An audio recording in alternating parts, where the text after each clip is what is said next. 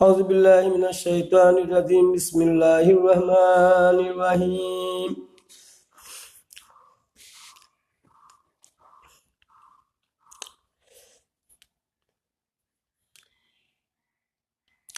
মক্কাতে কোনো যুদ্ধের আয়াত নাজিল হয় নাই। মক্কাতে কোনো যুদ্ধের আয়াত নাজিল হয় নাই। ইদফা বিল্লাতি হিয়া আহসানু সাইআত, মন্দের মোকাবিলা করো উত্তম কথা দ্বারা। সূরা মুমিনুনের ৯৬ নম্বর আয়াত। সূরা মুমিনুন নাজিল হয় নবুয়তের ষষ্ঠ বর্ষে। নবুয়তের ষষ্ঠ বর্ষে সূরা মুমিনুন নাজিল হয়। তখন মন্দের মোকাবিলা করতে হবে উত্তম কথা দ্বারা। আমি এই আয়াতটা যখন আমি পড়লাম তখন আমার মনে পড়লো ওই কথাটা ১৩-১৪ সালের ঘটনা, যে মেজবাহুর রহমান নামে একজন আলেম, তিনি জামাত ইসলামের বিরুদ্ধে কথা বলতে গিয়ে তিনি বলছেন যুদ্ধ জিহাদ কোথায় পেলেন, যুদ্ধ জিহাদ কোথায় পেলেন? আল্লাহ নবী কি যুদ্ধ জিহাদ করেছে? আল্লাহ নবী এই দেখেন, ইদফা বিল্লাতি হিয়া আহসানু সাইয়্যাত, মন্দের মোকাবিলা করো উত্তম কথা দ্বারা। এরা হলো জিহাদ রাসূলের। এই কথা উনি বুঝাতে চাইলেন, মন্দের মোকাবিলা করো উত্তম কথা দ্বারা। তখন তো জিহাদের হুকুমই আসেনি, মক্কাতে তো জিহাদের কোনো হুকুমই আসেনি। এই জন্য রসুল ভালো ভালো কথা বলতে গিয়েও রসুলকে শিবা আবু তলেবের ৩ বছর বন্দী থাকতে হয়েছে। সপ্তম অষ্টম নবম নবুয়তের নবম পর্যন্ত ৩ বছর সাহাবীদের নিয়ে, রসুলের চাচা ইবনে আব্বাস ছিল, আমির হামজা ছিল, তাদেরকে নিয়েই তিনি জেল খেটেছেন। তাইফের ময়দানে রক্তারক্ত হয়েছেন, উটের ভুঁড়ি তার মাথার উপর চাপিয়ে দেওয়া হয়েছে। তারপরেও তুমি যুদ্ধ করার কথা আল্লাহর পক্ষ থেকে আসে নাই, বিদায় তিনি নিজেও করেন নাই, সাহাবীদের চাপের মুখেও তিনি নত স্বীকার করেন নাই। বরং আল্লাহ বলেছেন যে তোমরা হিজরত করে মদিনায় আসো, তাই রসুল হিজরত করে মদিনায় এসেছেন। তাহলে ওই আলিমগুলার ব্যাপারে আমি জবাব দিচ্ছি, মেজবাহুর রহমানের কথার কিছু আরো জবাব দিচ্ছি। এই দিকে আসেন। উনি বললেন রসুল যুদ্ধ জিহাদ করেন নাই। আমি আপনাদের কাছে এই দিকে বুঝাতে চাচ্ছি যে আপনারা ধারাবাহিকভাবে শোনেন, তাহলে বুঝতে পারবেন।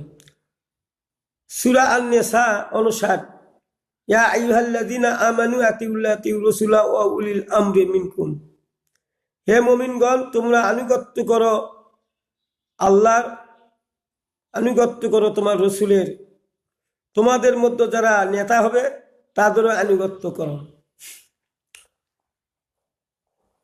তাহলে এখানে ৩টা কথা বলা হয়েছে। আল্লাহ নিজেই বলছেন যে তোমরা হুকুম মেনে চলো রসুলের, তোমরা হুকুম মেনে চলো রসুলের, আর তোমাদের মধ্যে যারা নেতা হবে, আমির হবে, উমরা হবে, তাদেরও হুকুম মেনে চলো। এটা আল্লাহ কোরআনেই বলে দিয়েছেন যে এরা যা বলবে তাই করো। তাহলে রসুল যা করছে আমাদেরকে তাই করতে হবে। তাহলে দেখা যাক রসুল তার জীবনে কি কি কর্মকাণ্ড করেছেন। রসুল সাল্লাল্লাহু আলাইহি ওয়াসাল্লাম বলেন, ইন আত্তাবু ইল্লা মা উহিয়া ইলাইয়া, রসুল বলেন আমি কি করব? আল্লাহ যা বলেন আমি তাই করি, নিজের থেকে কিছু করি না। তো সাহাবীরা বলল, আপনি কি আল্লাহর নবী নন? কেন নবী নয়? তাহলে আল্লাহর নবী যদি আপনি হন তাহলে মার খাবো কেন আমরা? আল্লাহ তো পিছনে আছে, আমরা লড়াই করবো। আল্লাহর নবী বলছেন যে সেটা ঠিক আছে, কিন্তু আমি আল্লাহর হুকুম ছাড়া কাজ করি না। আল্লাহ তো আমাকে লড়াই করার কথা বলছেন না, বলছেন বরং হিজরত করে যাও। কাজেই তোমাদেরকে আমি এ কথা বলতে পারি না এবং তোমরাও তা করবে না। আচ্ছা, এখন সূরা নূরের ৫৪ নম্বর আয়াত, এখানে আল্লাহ কি বলেন দেখেন, কুল আতিউল্লাহ ওয়া আতিউর রাসূলা ফা ইন তাওয়াল্লাউ ফা ইন্নামা আলাইহি মা হুম্মিলা ওয়া আলাইকুম মা হুম্মিলতুম। বলো আল্লাহর আনুগত্য করো, রসুলের আনুগত্য করো। তারপরে যদি তোমরা মুখ ফিরিয়ে নাও, তাদের আনুগত্য থেকে সাধারণ মানুষের যদি মুখ ফিরিয়ে নেয়, তবে তাহার উপর অর্পিত দায়িত্বের জন্য নিজে সে দায়ী হবে। এখন আল্লাহ বলছে যে তোমরা আনুগত্য করো, রসুলের আল্লাহর আনুগত্য করো। কেউ যদি আল্লাহ এবং রসুলের আনুগত্য না করে, তো এই জন্য রসুল এবং একেরা দায়ী নয়, সে নিজেই দায়ী। সে মানলো না কেন হুকুম, কেন অমান্য করলো, তাকে এই জবাবদিহি করতে হবে। তোমাদের উপর অর্পিত দায়িত্বের জন্য তোমরা দায়ী। তোমাদের উপর দায়িত্ব দেওয়া হয়েছে, তোমরা সেই দায়িত্ব অবহেলা করার কারণে তোমাদের এই দশা, তোমরা অমান্য করলে। তোমরা তাহার আনুগত্য করলে সৎপথ পাইবে। রসুল সাল্লাল্লাহু আলাইহি ওয়াসাল্লামের কাজ তো কেবল স্পষ্টভাবে পৌঁছে দেওয়া, আর রসুলের কাজ হচ্ছে মানুষকে স্পষ্ট পৌঁছে দেওয়া। কে মানলো কে মানলো না, এটা রসুলের দায়িত্ব নয়। এই জন্য আমরা বাঁচে গেছি। আমরা হক সত্য কথা, আল্লাহর বাণী, রসুলের বাণী পৌঁছে দেওয়ার পরেও যারা অমান্য করে নিজের খেয়াল খুশি অনুসরণ করে চলে, এটা তারা তাদের দায়িত্ব বোঝা বহন করে। আমরা এর থেকে, আমাদের দায়িত্ব থেকে আমরা বেঁচে গেলাম। সূরা মুহাম্মাদের 33 নম্বর আয়াত, ইয়া আইয়ুহাল্লাযীনা আতিউল্লাহ আতিউর রাসূলা ওয়া লা তুবতিলু আমালাকুম। হে মুমিনগণ, তোমরা আল্লাহর আনুগত্য করো, রসুলের আনুগত্য করো এবং তোমাদের কর্ম বিনষ্ট করো না। তাহলে এখানে যেটা বোঝা গেল যে আল্লাহ এবং রসুলের কর্মকাণ্ড না করলে আমরা যতই ভালো কাজ করি না কেন, যত ভালো কাজ আমরা করি, এগুলার কোনো প্রতিদান আমরা পাবো না। এগুলা তো আমাদের কোনো লাভ হবে না। কারণ যদি সেটা আল্লাহ এবং রাসূলের কর্মকাণ্ডের সাথে নিজ কর্মকাণ্ড মিল না হয়, তাহলে ওই সমস্ত আমলগুলো আল্লাহর কাছে গ্রহণযোগ্য হবে না। বুঝতে পারলেন তো? তাহলে দেখি পরবর্তী আয়াত, তাগাবুন 12 নম্বর আয়াত, ওয়া আতিউল্লাহ ওয়া আতিউর রাসূলা ফা ইন তাওয়াল্লাইতুম ফা ইন্নামা আলা রাসূলিনাল বালাগুল মুবিন। আল্লাহর আনুগত্য করো এবং রসুলের আনুগত্য করো। যদি তোমরা মুখ ফিরিয়ে নাও, তবে আমার রসুলের দায়িত্ব কেবল স্পষ্টভাবে প্রচার করা। আল্লাহর নবী আল্লাহর কথাগুলা মানুষের সামনে যখন প্রচার করলেন, কে মেনে নিল কে মেনে নিল না, এই দায়িত্ব রসুলের নয়। রাসূলের দায়িত্ব হলো আল্লাহর বাণীটা স্পষ্টভাবে মানুষের কাছে তুলে ধরা, জানিয়ে দেওয়া, যাতে করে এই মানুষগুলো কিয়ামতের ময়দানে বলতে না পারে যে এই ধরনের কথাগুলো আমাদের কেউ বলেনি। আর এই কারণে আলেমেরা দোষী হবে।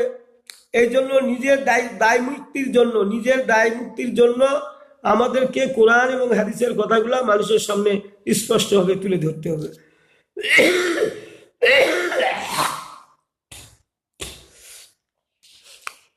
তাহলে একটা হাদিস দেই, খুজাইমার একটা হাদিস আছে এখানে, আব্দুল্লাহ ইবনে আমরিন আনিন নাবিয়্যা সাল্লাল্লাহু আলাইহি ওয়াসাল্লাম ক্বালা মান রাগিবান সুন্নতি ফালাইসা মিন্নি।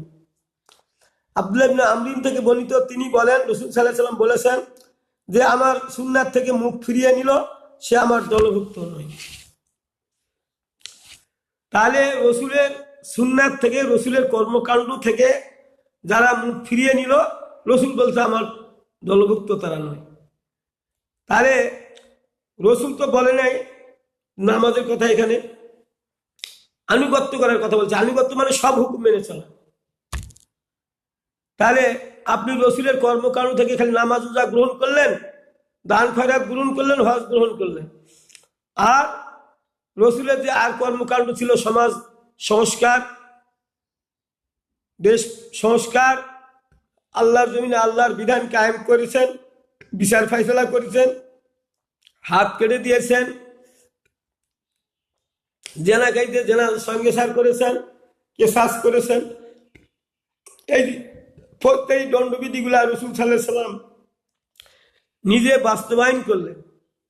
তাহলে আল্লাহ নিজেই বলেছেন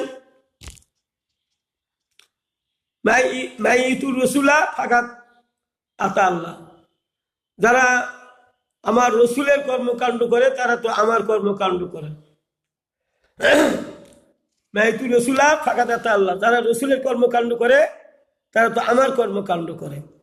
তাহলে আল্লাহ যখন স্বীকৃতি দিচ্ছে যে রসুল যা করে তাই যদি করো তাহলে সেটা আমার কাজ হবে, আল্লাহ বলতেছেন। তাহলে এখানে আমাদের মন গড়া কথা ঢুকায় খালি নামাজ রোজার দিকে ধাবিত হওয়া, অন্য রসুলের কর্মকাণ্ডগুলোকে বাদ দেওয়া, এ ধরনের চিন্তা চেতনা আপনাদের মাথায় আসলো কি করে?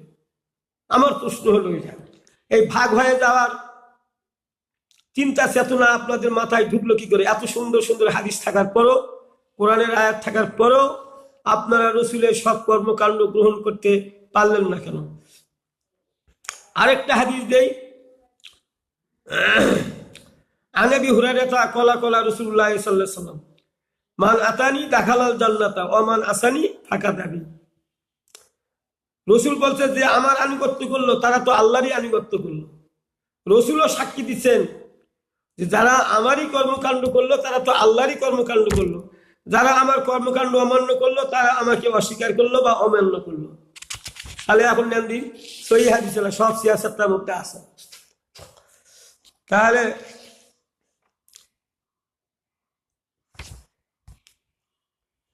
এখন এই আয়াতগুলো, এই হাদিসগুলো আমরা পড়ি না কেন? আমরা কোরআন পড়া এত গুরুত্ব দেই, কোরআন মুখস্থ করার ব্যাপারে এত গুরুত্ব দেই,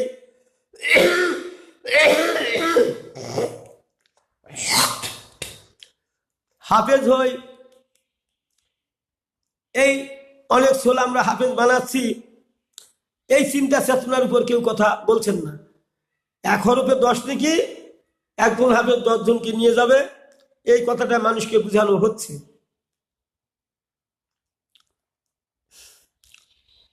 আরেকটা হাদিস দেই, এলা সব বুখারী মুসলিম সব সিয়াসাতে আছে। আবু হুরায়রা থেকে বর্ণিত কলা কলা রাসূলুল্লাহ সাল্লাল্লাহু আলাইহি ওয়াসাল্লাম মান আতানি ফাকাদ আতা আল্লাহ ওয়া মান আসানি ফাকাদ আসাল্লাহ। আবু হুরায়রা থেকে বর্ণিত, তিনি বলেন রাসূল সাল্লাল্লাহু আলাইহি ওয়াসাল্লাম বলেছেন, যে ব্যক্তি আমার আনুগত্য করলো তারা তো আল্লাহর হুকুম মানলো, যারা আমার হুকুম অমান্য করলো তারা তো আল্লাহর হুকুম অমান্য করলো। তাহলে রসুল বলতেছে আমার হুকুম যে অমান্য করলো তারা আল্লাহর হুকুম অমান্য করলো। আপনাদের কাছে আমার প্রশ্ন,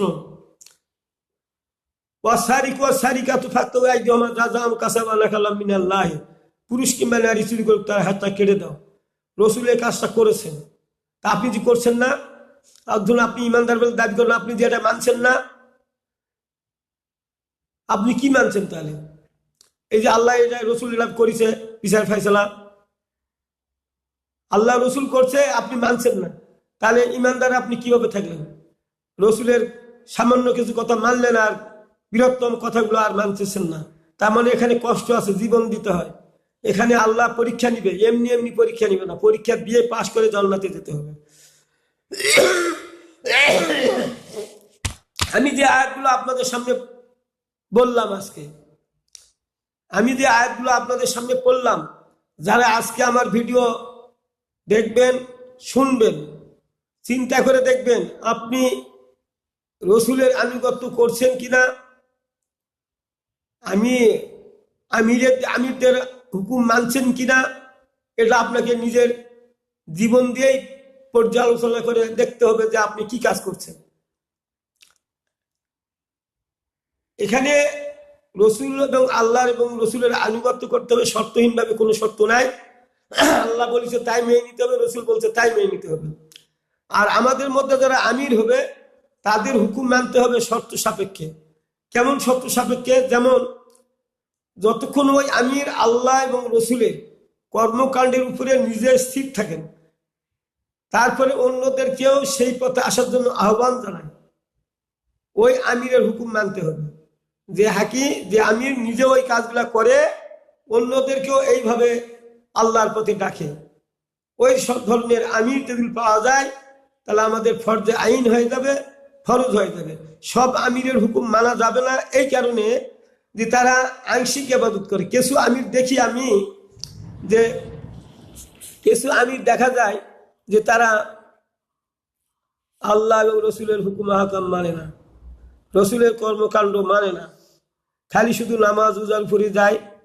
রসুল জিহাদ করছে, যুদ্ধ করছে, কষ্ট পেয়েছে, বিপদ হয়েছে, কিন্তু এগুলা ব্যাপারে তারা কোনো ভ্রুক্ষেপ করে না। তাহলে এই যে রসুলের হুকুম মানে না সব, সে সমস্ত আমিরের হুকুম মানা যাবে না। আর যে আমির সব হুকুম মানে এবং অন্যদেরকে মানার জন্য তা আহ্বান করে এবং তাদেরকে নিয়ে ঐক্যবদ্ধভাবে সংগ্রাম চালায়, সামনে যুদ্ধ জেহাদ আসলে তাও করে, এরা হলো পূর্ণাঙ্গ শরীয়তের অধিকারী। এই সমস্ত আমিরদের হুকুম মানা ফরজে আইন। এখন যদি আপনারা এই আইনগুলো না মানেন তাহলে কি হবে? আপনারা যদি এই আইনগুলো না মানেন তাহলে কি হবে? এ ব্যাপারে আল্লাহর পক্ষ থেকে কোনো কথা আছে কিনা? সূরা কাহাফ 18 নম্বর আয়াত, 57 নম্বর আয়াত, ওমান আজলামু মিম্মান যুকরা বিআয়াতি রাব্বিহি ফারাজা আনহা ওয়া নাসিয়া কাদ্দামাত ইয়াদাহু ইন্না যা আল্লাহ আলা কুলুবিহিম আকিন্নাতান আইয়াফকাহু ওয়া ফি আযানিহিম উখরা। কাহাকেও আল্লাহর বাণী শুনিয়ে দেওয়ার পর সে যদি উহা হইতে মুখ ফিরিয়ে নেয় এবং ওই আয়াতের কর্মকাণ্ড ভুলিয়া যায়, তবে তার থেকে বড় জালিম আর কে? কথা বুঝতে পারছেন? এই আয়াতগুলো আমি আপনাদের সামনে শুনিয়ে দিলাম। একজন আপনি ইমানদার লোক নিজেকে দাবি করেন, অথচ এই আইনগুলোকে আপনি মানলেন না, অহংকারে মুখ ফিরে নিলেন, আর এই আয়াতের হুকুম হাকাম আপনি বেমালুম ভুলে গেলেন। আল্লাহ বলছে এই ধরনের লোকগুলাই বড় জালিম, এর থেকে বড় জালিম আর কে আছে? আল্লাহ বলেন আমি তাদের অন্তরের উপর আবরণ দিয়েছি যাতে করে তারা কোরআন বুঝতে না পারে। কোরআন পড়বে, সব কিছু করবে, বুঝতে পারবে না। তারা বুঝার ক্ষমতা আল্লাহ হারিয়ে দিবেন, যেন তারা কোরআন বুঝতে না পারে। কানে বধিরতা আঁটিয়া দিয়েছেন যাতে তারা শুনেও শুনতে না পারে। আপনি আল্লাহর আয়াতের উপর বিশ্বাস আছে আপনার? আল্লাহর আয়াতের উপর যদি বিশ্বাস থেকে থাকে তাহলে আপনি এই আয়াতকে, এই আয়াতের হুকুম হাকামকে আপনার জীবনে এক হচ্ছে কিনা, আপনি সব হুকুম মানতে পারছেন? আপনাকে আয়াত শুনে দিলাম, হাদিস শুনে দিলাম, তারপরে আপনি এই কাজগুলা করছেন না। তো আপনি মুখে বলেন আর না বলেন, আপনার কর্মকাণ্ডই প্রমাণ করে আপনি এই আয়াতগুলো মানেন কিনা। কথা বুঝতে পারবেন যে আপনি কোরআন মানেন কিনা, আপনার কর্মকাণ্ডেই প্রমাণ করে দিবে আপনি কোরআন মানেন কিনা। আপনার কোরআনের মাধ্যমে ফুটে উঠবে যে আপনি কোরআন কতটুক মানেন। যারা কোরআন মানে না তারা কি ইমানদার থাকে? বলেন। যাদের কথা কাজের মিল নাই তারা ইমানদার নয়। আপনারা বলেন আমরা যদি বলি কোরআন মানেন, তখন আপনি বলেন অবশ্যই মানি। তো মানেন তে কোরআনের আয়াতগুলা মানেন না কেন? আপনি আল্লাহকে মানেন, আল্লাহর হুকুম হাকাম মানেন না, ওই মানার কোনো দাম হলো? আমিরের আনুগত্য করেন না,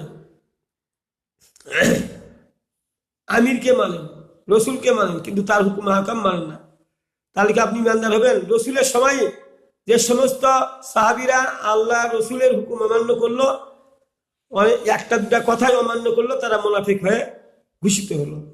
তাহলে আজকের এই ভিডিওটা আপনারা সাবস্ক্রাইব করবেন, অন্যদেরকে বুঝার জন্য সাহায্য করবেন, শেয়ার করে দিবেন, কমেন্ট করবেন, যাতে করে মানুষেরা জানে এবং বুঝতে পারে।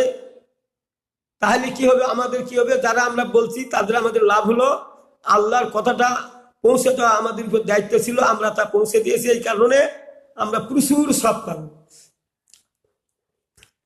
আপনারাও যারা শেয়ার করে দিবেন, এক করে দিবেন, আপনারাও সব পাবেন, কারণ আপনার দ্বারা অনেক মানুষ এই ভিডিও শুনতে পাবে, দেখবে। তাহলে তারা অনেক মানুষ হয়তোবা আল্লাহর পথে চলে আসবে।